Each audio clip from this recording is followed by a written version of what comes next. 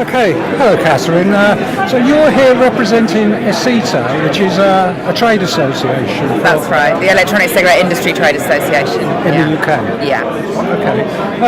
And could you tell us a little bit about your activities with ESITA? Well, we've actually always had a focus on standards and regulations because that's where we started back in 2010. Basically codifying the existing regulations to make sure that everybody knew what the law expected of them then, and as it changes over time. And of course now there's new laws coming in and so on.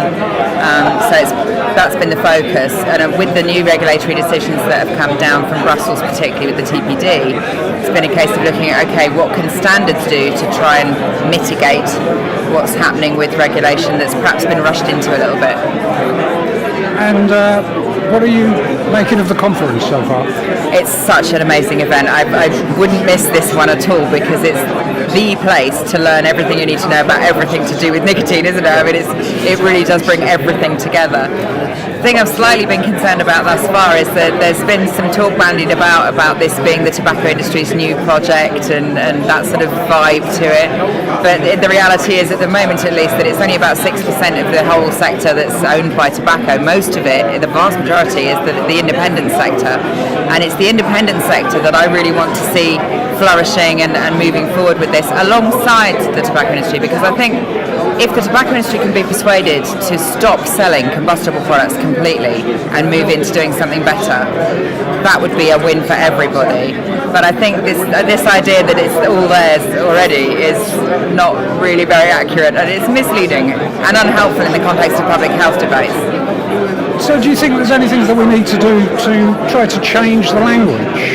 Because so often we're talking about tobacco and tobacco products, whereas in fact with electronic nicotine delivery devices, we're talking about nicotine, not tobacco at all. Exactly, and I mean this is why in the British Standards Institution work that we've done with developing the PAS, we've defined the term vaping products to cover the whole gamut of everything that's available in vaping, which very specifically includes the non-nicotine products as well.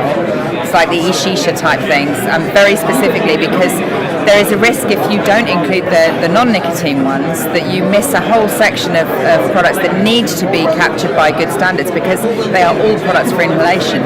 So the standards on quality and safety are just as important whether or not there's nicotine there. But yes, clearly the focus of the conference is on the nicotine products, but equally I would argue vaping products is nicotine and non-nicotine. It's all for inhalation, it's the same thing. So where would you like to see the state of the industry in 5 years' time? More compliant with existing law and moving forward with developing, robust, good standards that can give consumers and policymakers that reassurance that they need, that actually there isn't a huge problem here that needs to be fixed.